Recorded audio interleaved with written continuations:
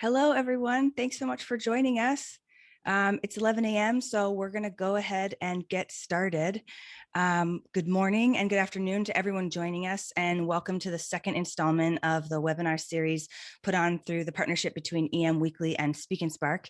My name is Franzi Economy, and my role on the EM Weekly team is as one of the hosts for the EM Student Podcast, and I'm going to be one of your hosts for the webinar today.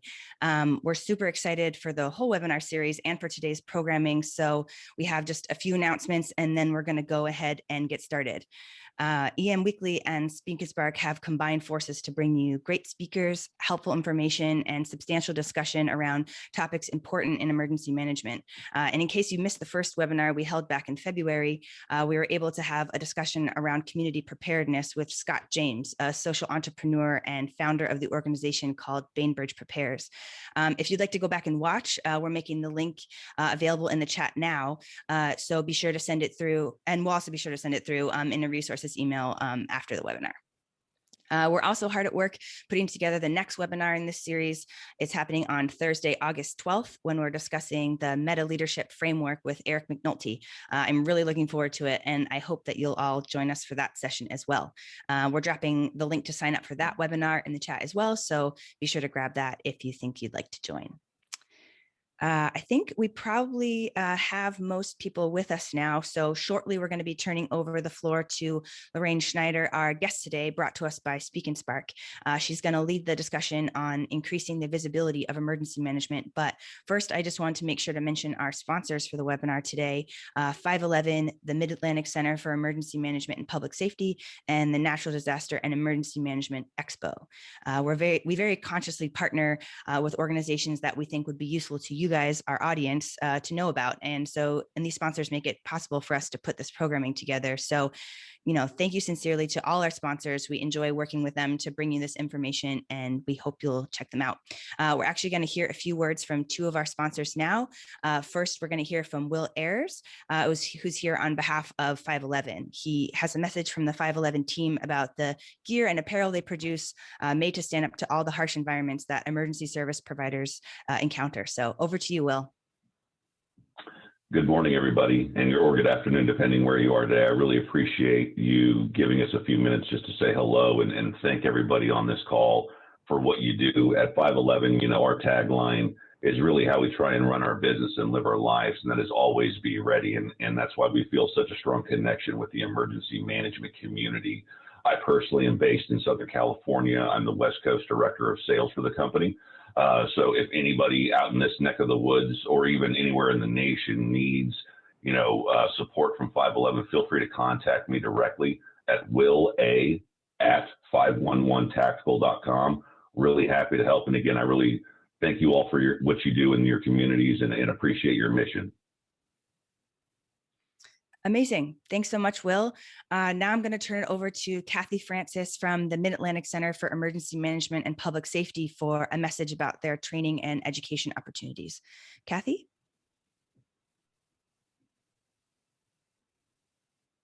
Hello, Franzi, and thank you for inviting me to come back again. It's my pleasure to be here.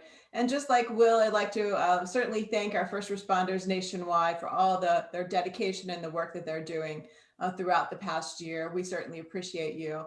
I'm Kathy Francis, Executive Director of the Mid-Atlantic Center for Emergency Management and Public Safety at Frederick Community College. To give you a little idea, I know we have folks all across the nation on the webinar today. We're about 18 miles south of the National Emergency Training Center and the EMI, higher education facility in Emmitsburg. And we are working hard to train the current and the next generation of public safety leaders. We provide academic degrees in police science, criminal justice, emergency management, and fire science, as well as provide continuing education by developing specialty courseware for the FEMA National Education and Training Center. So we're happy to provide both academic degrees, training, and experiences like we're having this afternoon. So with that, I'm excited to learn more about how we're going to increase the visibility of emergency management, and I'll turn it back over to you, Franzi. Thank you.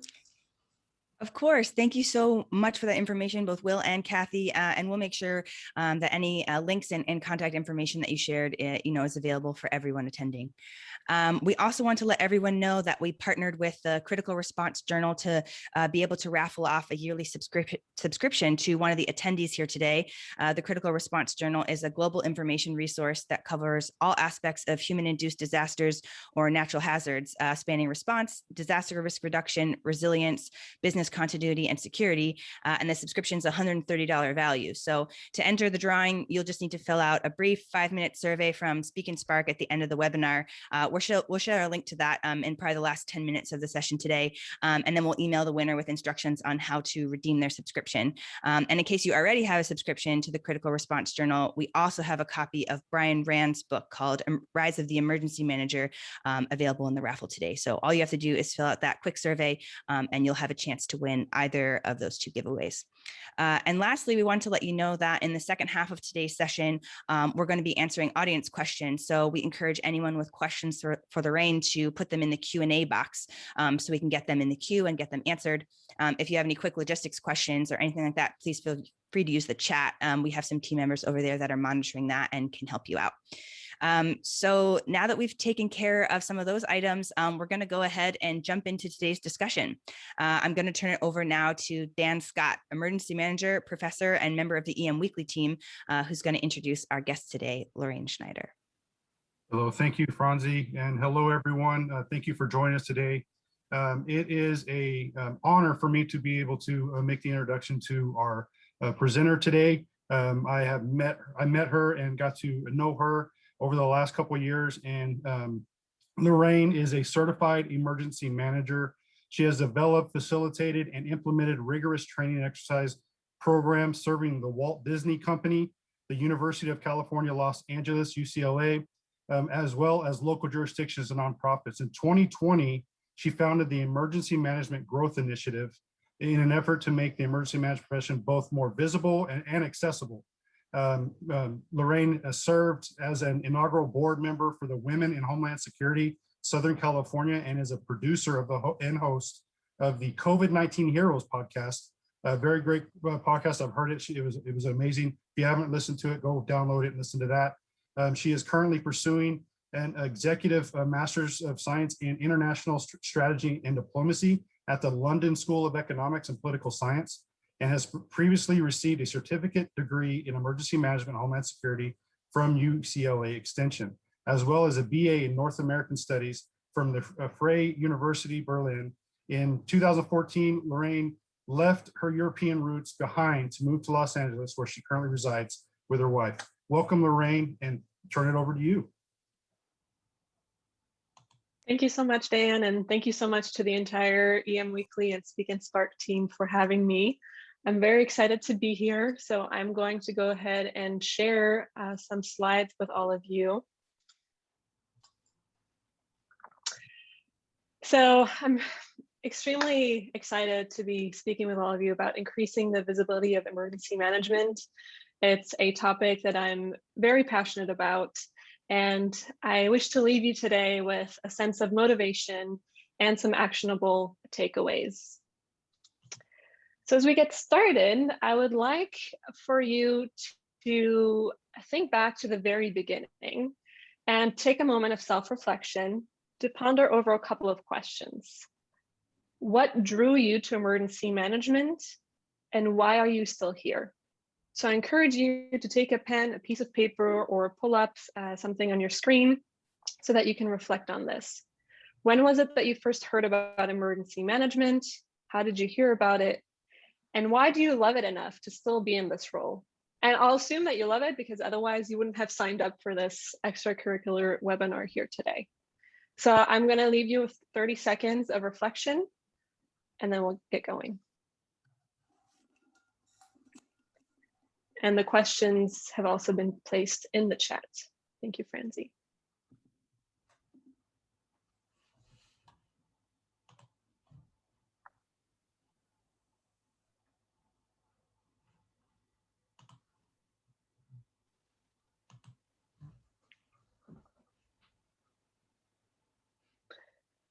All right. So we'll return to these questions in a moment. So first we have to ask ourselves, why are we invisible? And I think there's a lot of different reasons, and I'm just going to mention a couple of them. First, we know that emergency management is a relatively young profession. It started out of the civil defense space, and then FEMA was created in 1979, 42 years ago, which, depending on who you ask, may be younger or older.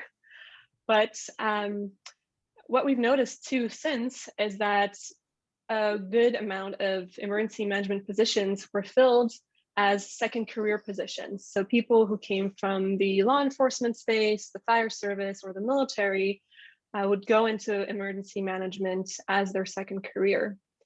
And the caveat to that is that there was a lack of standardization and professionalization across the board. And we see this today where there's still a considerable lack in academic programs that are out there, whether it's on the undergraduate level, the graduate level, or the postgraduate level.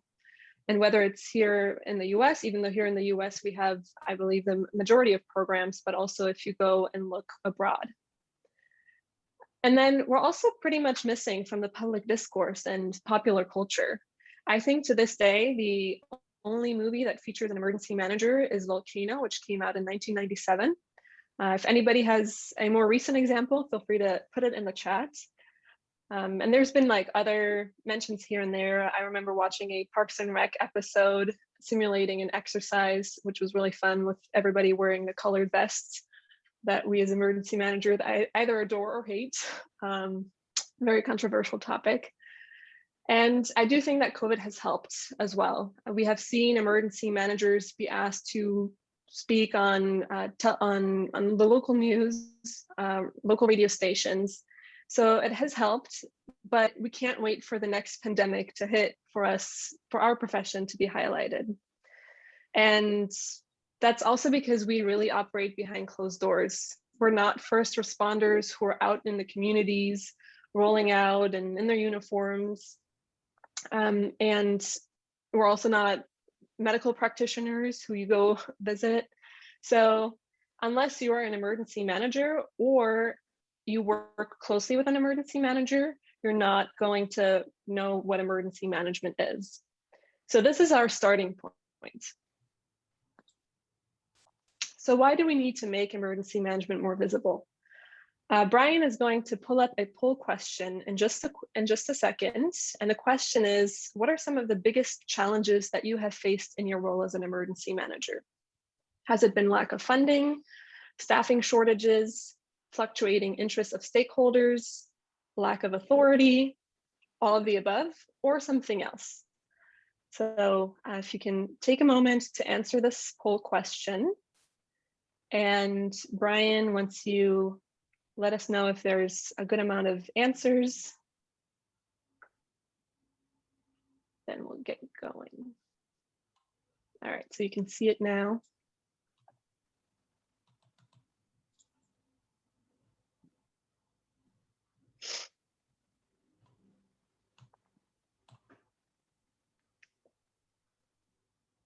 How are you doing on the results?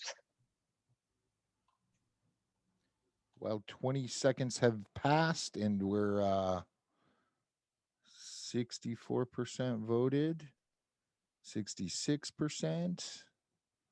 So why don't we close the poll in about 20 seconds? So if you haven't voted, please do.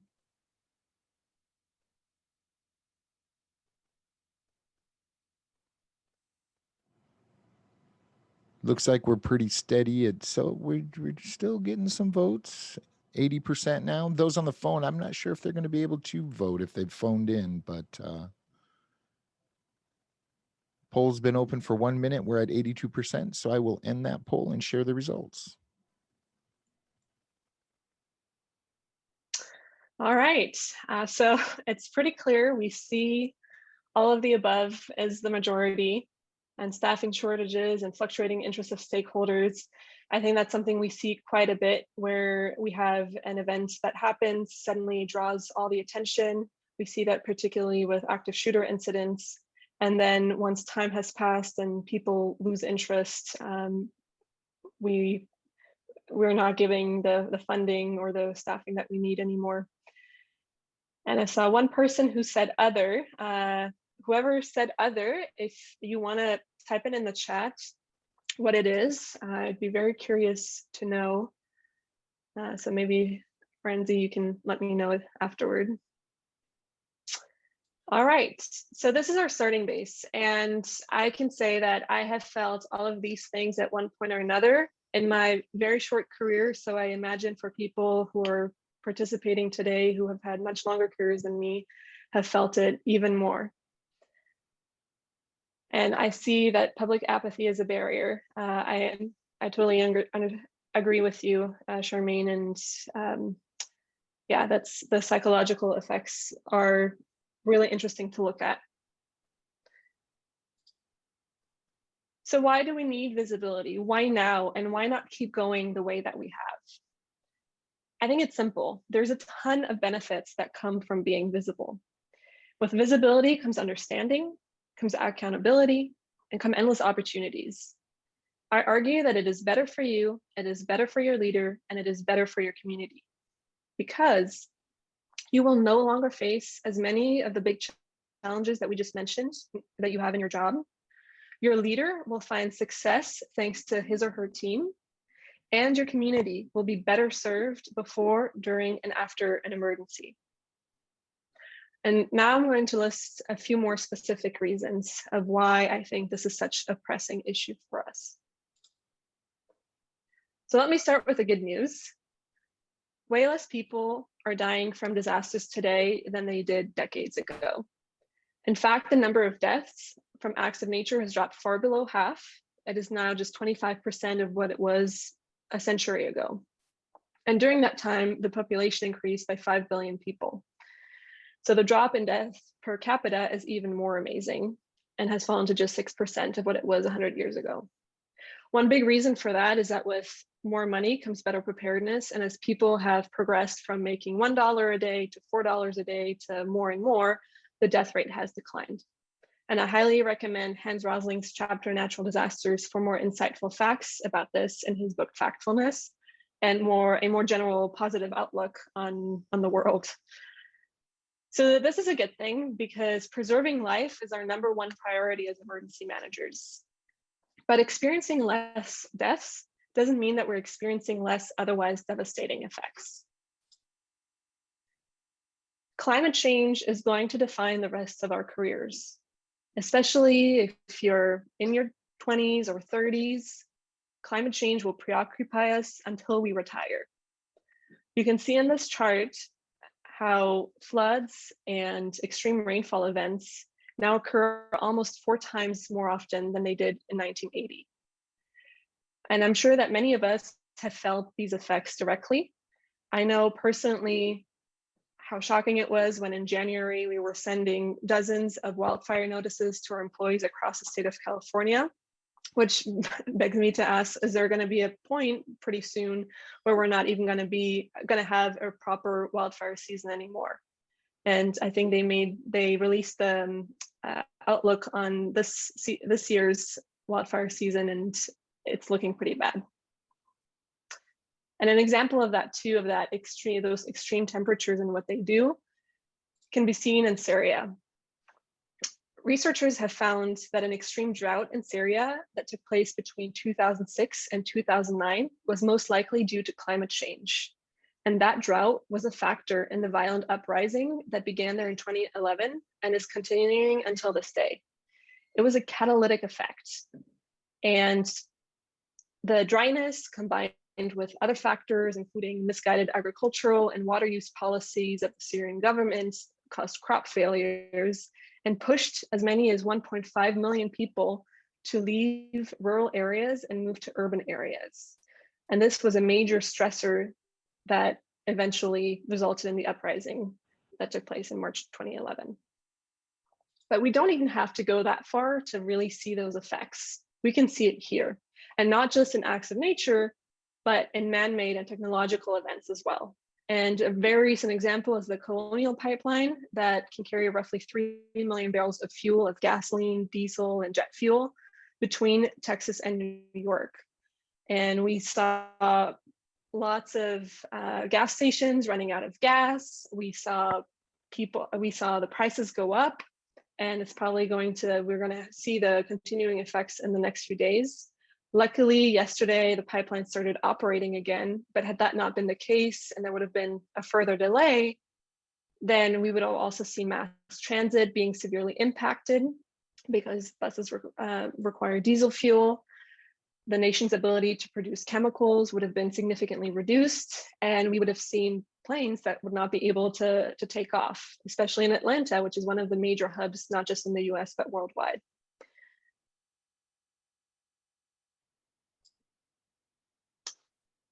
I also argue that visibility leads to diversity. We can't be who we can't see, and we need to look like the communities we serve so that we can serve them better. We need to account for people of all abilities, of all races, gender identities, and everything in between. And if kids or college students don't know that emergency management exists, how could they possibly choose it as a career path? So this is a huge area of opportunity for us as well.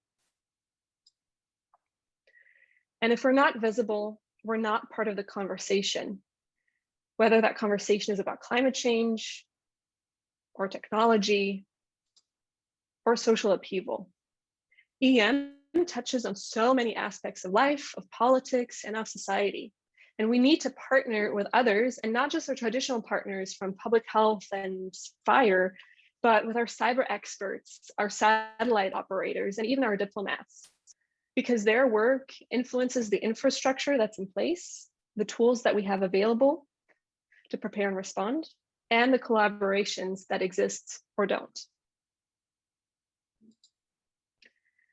Our future is filled with challenges and complex events, whether you call them black swans, gray rhinos, or anything in between. We need for emergency management to step up, and we need to take charge. So that concludes the why. And now I'm going to jump into the how. And I will also draw on all of you to help think through the how. The only thing I know about the how is that there's no one way to do it, and we all have the ability to do something. And the first question that we have to ask ourselves is, who is our audience? Is it our friends, our neighbors, our employees, our bosses? I argue that it's all of them. Our friends may be the ones who are debating whether to evacuate during an emergency because they don't trust the information they're getting. Our boss will determine how much funding we get and what programs we can run. And our neighbors' kids may one day become an emergency manager simply because they were exposed to the profession through us. And a note on the leaders, the people that we report to. Oftentimes, more often than not, we report to people who don't have an emergency management background at all. And as humans, we're all extremely biased, as emergency managers as well. And what this does is, if we report to someone who has more of a law enforcement background, they may naturally be more inclined to dedicate more time and resources into thinking about heart security. If we report to someone from an environmental health and security background, they may have more of an inclination for technological hazards. So we need to become our own best advocates and help educate them and show them what it is that we do. So what actions can we take? How do we increase the visibility? Before I list some of the ideas that I have of things that are at everyone's fingertips, I would like to encourage people to put any suggestions that they have, things they have done, things they wish to do, or just ideas that are popping through their minds in the chat. And after today's event, we will send a whole list, like every suggestion that we get, we will send it to all the participants we had here today. So first, we all have the ability to write. We can write about our own experiences, our opinions, our area of expertise. You can do this very simply through a blog, or even better, you can maybe publish an op-ed or write for a scientific journal. And there, I'd urge us to think about areas that are outside of emergency management. We can certainly write for the Journal of Emergency Management, But what would serve us probably even better is to connect whatever we're doing with something very similar, because I know our work touches on lots of things. It can be on the sciences, it can be on social work, and have and expose emergency management more to people in those fields. The second thing we can do is we can advocate our elected officials. We are very much bound by the laws in our states and on the federal level. And we can lead advocacy efforts. We can either do it on our own, or we can even join a subcommittee that already does this type of work. I know that the International Association of Emergency Managers, IAM, has one. My state level association here in California, CISA, has one as well. And so we review laws that are being proposed, and we create we give our input, we provide our position on it. That's really important. And of course, the other thing with that is our ability to vote. Our votes can certainly influence the types of policies that we see out there as well. Then we can also do more public speaking. And this is why I love the mission behind Speak and Spark, because outside of just facilitating discussions amongst us emergency managers, Speak and Spark is also a possibility for us to engage and speak with other people outside of our network at other conferences and at other events. So that's certainly something that we can all do as well. And then we can also try to be very creative. We can write a play or a feature film or a short film, or you may want to pitch a documentary. And emergency management doesn't have to be center stage. It doesn't have to be the main character, but some representation is better than none. And I've also seen people write children's books, for example. So that's really awesome. And the last one I'll recommend too is for us to really go for those leadership positions, whether it's running for office ourselves or looking to get a promotion. And sometimes it can be a little scary, because if we go for that promotion or that higher level position, we may be in a role where emergency management is not all we do anymore. It's not all we're responsible for. And that's scary, because that's where we come from. But as emergency managers, we have a ton of skills that are beneficial to effective leaders. We can handle pressure really well. We're great communicators. We collaborate extremely well with different groups. So there's lots to be said about the potential that we have as emergency managers. And now I want to highlight some fantastic examples that I have come across where people have come together to increase the visibility of emergency management. So one recent example is that as of this year, the third week in March is designated as Emergency Management Professionals Week in the state of Virginia. So every year throughout that week, the Virginia Department of Emergency Management and the Virginia Emergency Management Association will be sharing information about the profession and the under-recognized yet indispensable role that it plays. And this was only possible because emergency managers advocated for it in their state. And then another one is the Hurricane Program that provides women a means to explore a career in emergency management while developing leadership skills. We know that women are underrepresented in emergency management, but they make up a disproportionate amount of disaster victims, particularly regarding loss of life, sexual violence, and loss of income. So this program exposes young women to this hidden career field. And something you can do here as well is either set up a chapter in your area, or you can choose to donate to the program so it can grow even more and spread its wings across the US and abroad. So how are you going to make the emergency management profession more visible? I don't know if we got any more suggestions in the chat, but if you think of more, please feel free to put them in. And use those first questions that I asked at the beginning to reflect and think about what moves you, what drew you to emergency management, what moves you, what are you passionate about, and pick an area where you can really leave an impact. use that individual experience as a catalyst. That self-reflection led me to create the Emergency Management Growth Initiative. And at EMGI, we believe that raising the visibility of emergency management will help us find solutions to some of the greatest challenges that we face and empower us as professionals. So if you're looking for more ideas as well, we host a variety of initiatives, and you can certainly check those out on our website and try to be engaged. So I will leave it here, and I look forward to questions. I hope I can answer all of them, but if not, then I'll definitely follow up with individuals as well.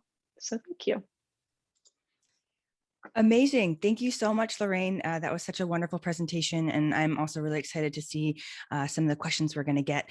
So yeah, if we're going to move to that portion now of answering audience questions. So if you haven't already, go ahead and add your questions to the Q&A section, so we can kind of try to get to as many of them as they can. But as we're kind of waiting for them to roll in, I do have one for you, Lorraine. And I think what you're kind of talking about, diversity and representation in the emergency management field, is just super important, because obviously, especially as women, if we don't see ourselves represented, might not consider ourselves welcome at the table. So I just am wondering, how would you suggest elevating women in emergency management? Yeah, so programs like Hurricane are great to especially get young women and girls engaged in the profession early on. But also a few months back, I read an article in the Harvard Business Review that made a case for sponsorship over mentorship. And I'll make sure to share the article with you so you can share it with everybody here. We talk a lot about mentorship, and it's certainly fantastic. And I have benefited greatly from all the wonderful mentors in my career. And I saw a couple jumping on, so thank you. But a sponsor is a person who has power and is willing to use it for you. And what we've seen with mentorship is that it has increased the likelihood of promotions 2 years later for men, but it didn't really have an effect on women. And one reason for that is that women's mentors tend to be less high in the hierarchy. And another piece to that is that senior executives can only use their personal capital to really advocate for you if they know you very well.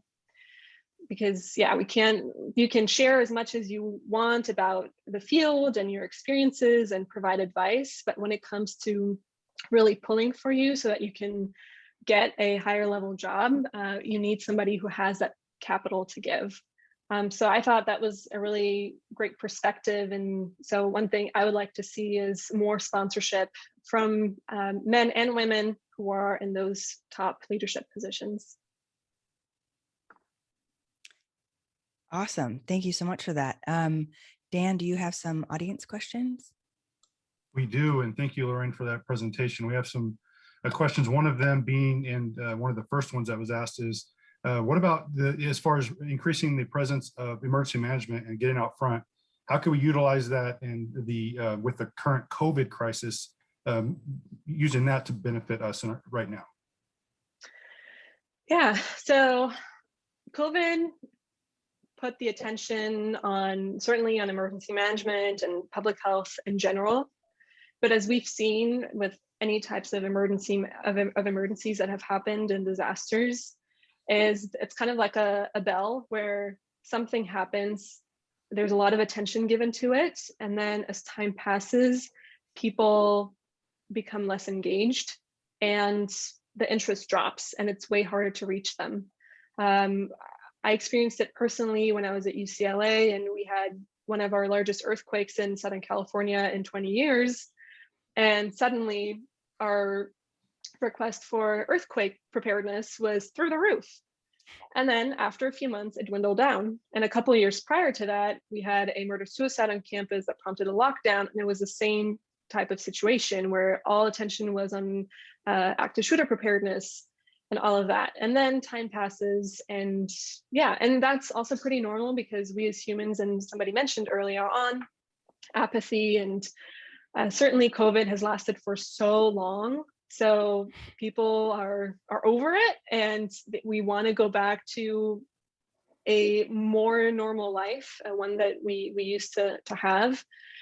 So I think certainly for some people, it's going to be ever present, and it'll be very curious to see for especially the younger generations, people who are 18 and younger, how the events have really impacted them and how they're going to carry that experience with them moving forward.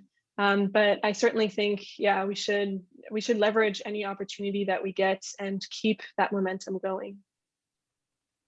Another question is, with fire and weather events as they increase, do you feel mass notification system should be mandated for the industry? Yeah, I mean, certainly I think it's a huge benefit if everybody is automatically enrolled in mass notification systems. We know that a lot of vulnerable communities, though, and marginalized communities do not have access to cell phones and such. So we do have to think about that and how we want to approach that and ensure that people, that everyone gets the notifications that we send out.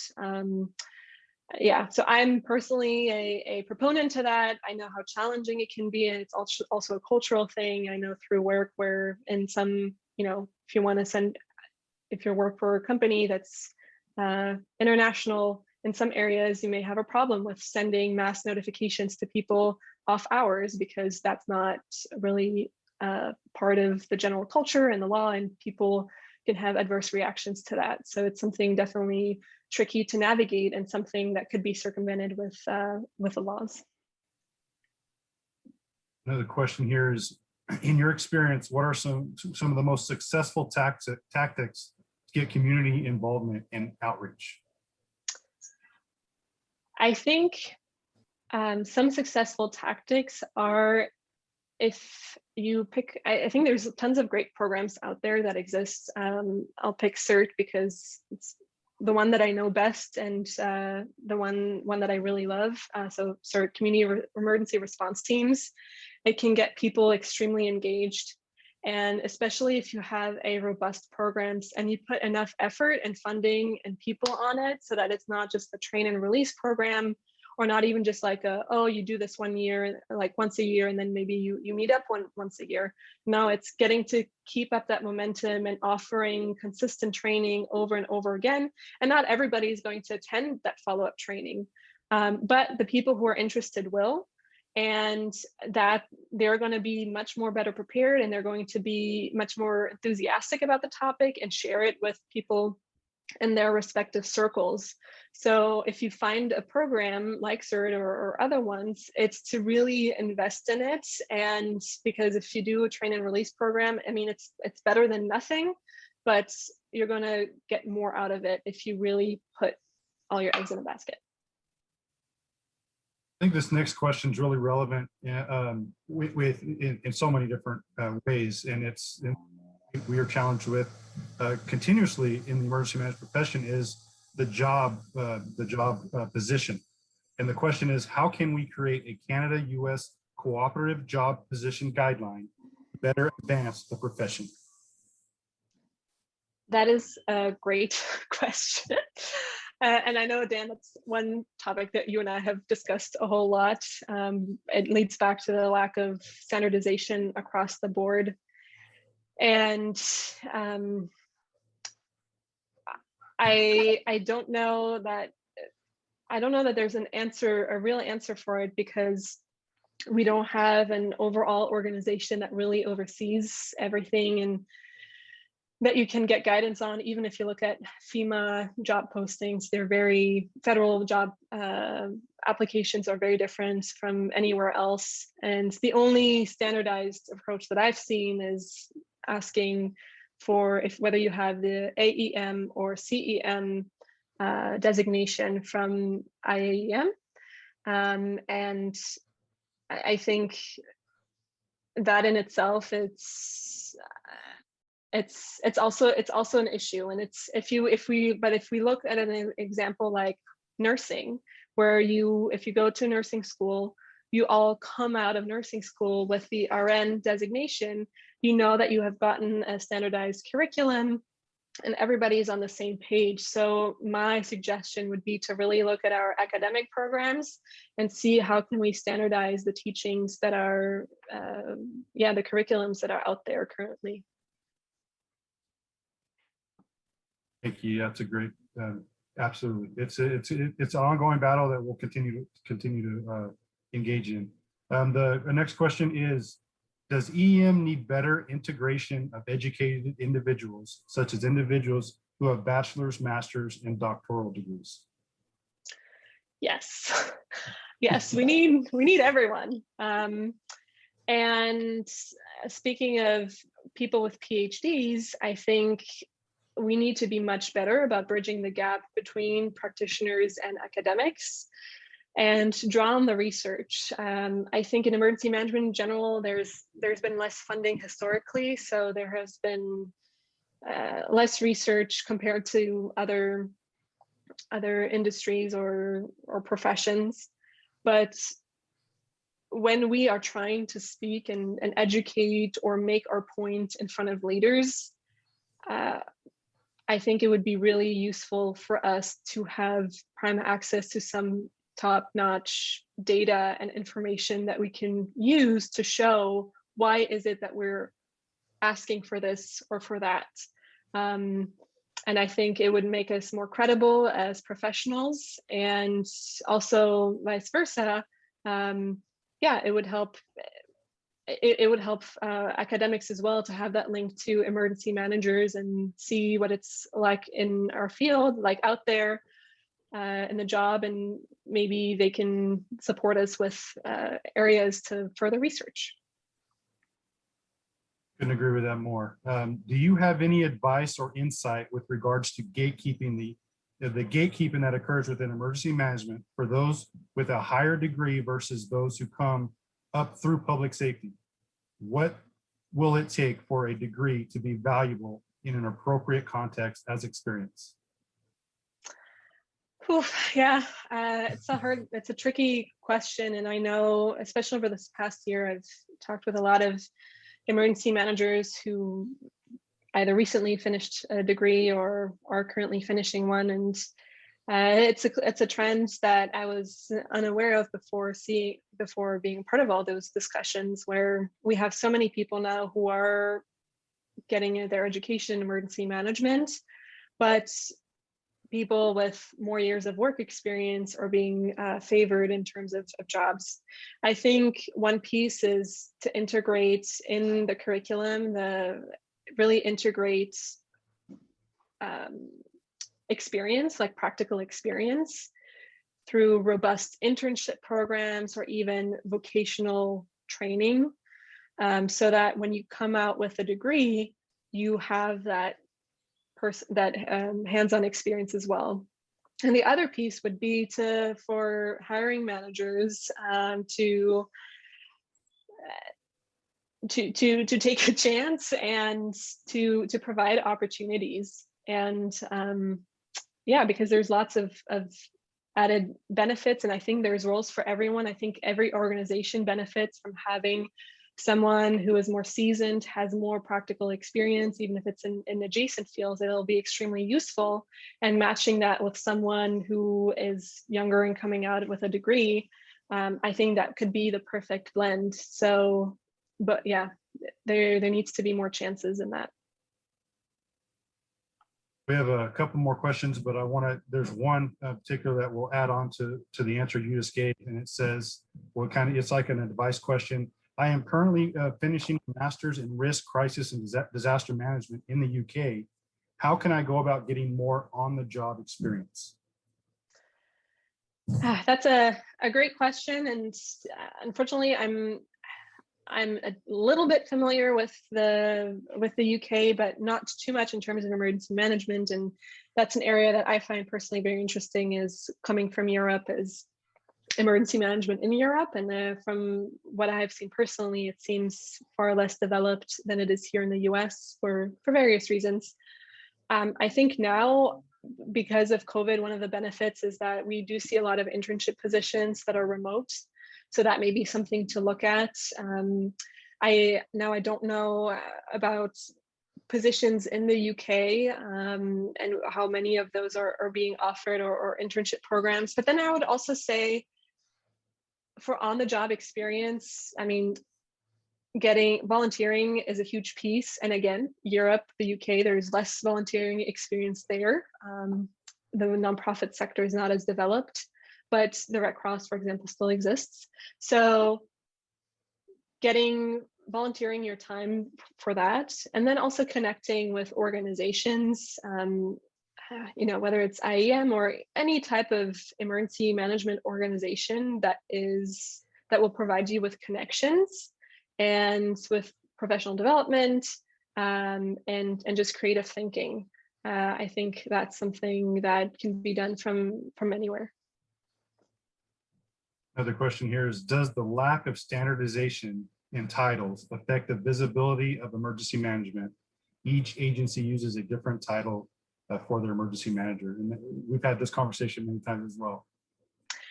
Yes, we have indeed. And actually, EMGI, this Saturday, we're launching our first Innovation Hub series. And it's over 5 weeks. A cohort is going to meet for 2 hours a week.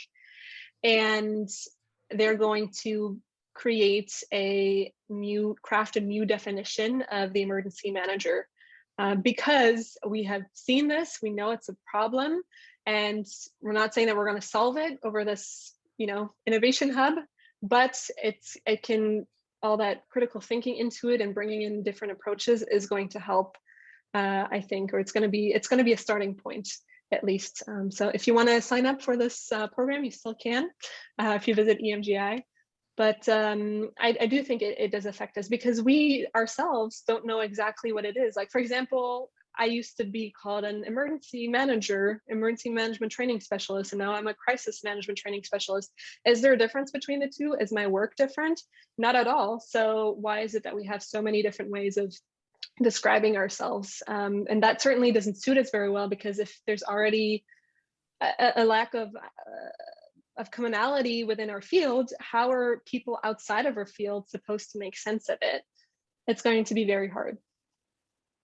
Yeah, we have just a few more questions, and they're asking some great questions here. So in the military, we have a EM designator, however, does not appear that hold the same weight as a CEM or AEM. What can we do to address this? Yeah, so I think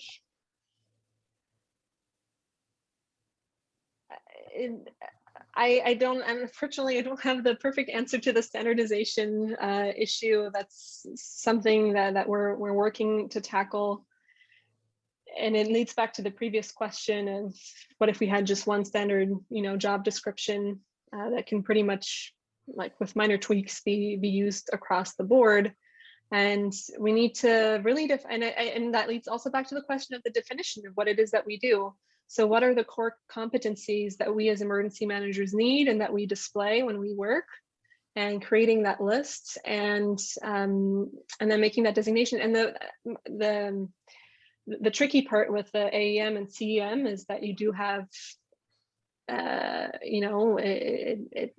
costs money. You have to have had several years of experience. You need a bachelor's degree. Like, there's lots of different things that make it so that some people who have been emergency managers for a very long time can't even get the designation themselves. So some barriers need to be broken down. Very much agree with that. And then there's a couple of questions here that are related, and we've had conversations about this as well. And it's the placement of emergency management, and we find that, and I'm going to kind of abbreviate the question. You see emergency managers being placed under in the police department, in the fire department, EMS, and how do we standardize that? And how do we, as emergency managers ourselves, elevate the position so that we're not so removed from decision making? Yeah, I think the reason it has been under fire and law in a lot of places is because of that history and where emergency management came from and who was positioned in those roles. And now that emergencies are not just fire related, they're not just law enforcement related, and we see all those types of, we see public health component, how important that is, and we see the ransomware attacks and how cyber is taking in more and more important role.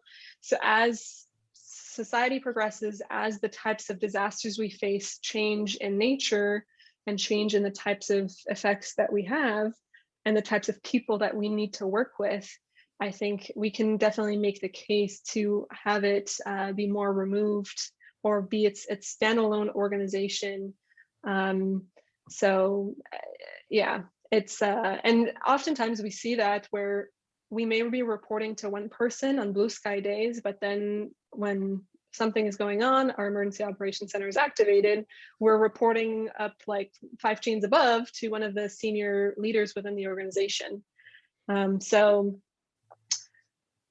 I don't think that emergency managers always need to be reporting to the CEO or the head of an organization, although I would personally love that, but I know that that is a personal bias. But if it's just some people within the leadership of an organization or a municipality, that will be really, really important. And I think if those leaders understand, oh, you're not just, helping with wildfire evacuations, or you're not just responding, but you're also putting a ton of work into the preparedness phase and into the mitigation phase. I think with that better understanding, we can make our case. I agree, but I would go further just a little bit to say that I don't think we should be removed more than twice from the leadership. I'll agree with that. Yeah, but the last question here: how do we get prepared for the novelties, emergencies that we never really encounter? Coronavirus. Yeah. That's a terrific question. I think part of it comes from having conversations and exposing ourselves to people outside of our field and outside of what we do, and just displaying a sense of curiosity. It sounds very general, but I know that through my program, my master's program that I'm currently doing, which is in international relations, I see in international relations is all about power, who has power, and the fight for power among states and non-state actors. And you see how much power, for example, has defined the COVID-19 response, the vaccine production and the vaccine delivery across the entire world. And so in answer to this question, we really need to think high level. And I think it's very easy for us to be focused on our own organization. And certainly we want to make progress within our own organization. But if we want structural change, and if we really want for emergency management to be a more elevated profession and have a higher impact, then we need to think more broadly and think about other aspects that combine. And same thing with the cyber world and the ransomware attacks. I mean, a lot of them are from foreign actors, but it has an influence on our immediate job. And so we can together as emergency managers and along with fellow experts in those different fields, maybe come to have conversations and identify a path forward. Awesome. Thank you for answering those questions. Thank you for the guests and the attendees who posted those questions. If you posted a question and we didn't happen to see it, please reach out to us and we can try and get an answer for that. Franzi, I'll turn it back over to you. Amazing. I mean, thank you to everyone for such great questions, like Dan said, and of course, thank you to Lorraine for answering them for us. We want to highlight the link that we're actually dropping in the chat right now. It leads to that Speak and Spark survey that I mentioned before. It takes about 4 to 5 minutes to answer, and I'm sure that requests for feedback like this they're made often, but we're really trying hard to design programming that's valuable, helpful, and informative. So we're super grateful and appreciative of any feedback you can give us, and can also connect confirm that all of your answers are kept confidential. Additionally, just a reminder that once you fill out the survey, you'll be entered into the raffle to win the Critical Response Journal subscription or a copy of Brian Rand's book, Rise of the Emergency Manager. Also, I just wanted to make sure to mention that as you're eligible for CEUs from your accredited association for this session, the survey contains a space where you can indicate kind of what you need from us to turn in to be able to get that credit. So if you'd like to pursue that opportunity, make sure to answer that question in the survey, and we will help you get what you need, to be able to work that out with your association. As for upcoming events, you can follow us on social media for information about a unique live event, live audience event in November with former FEMA Administrator Craig Fugate. We also hope that you'll come join us for the next webinar in this series in August that I mentioned, as well as a June 17th EM weekly webinar with Dr. Jessica Jensen, as well as on the EM Weekly podcast every week. And finally, we just want to profusely thank Lorraine again for being our guest here today. Thank you to Dan and the rest of the EM Weekly and Speak and Spark teams for all the work and coordination to put today's session together. Thank you again to our sponsors, 511, the Mid-Atlantic Center for Emergency Management and Public Safety, as well as the Natural Disaster and Emergency Management Expo for their support. And of course, thank you to you, our participants, for attending, for asking questions, and for joining in the community of emergency managers that we are aiming to create. So thank you all so much, and we hope to see you all again real soon.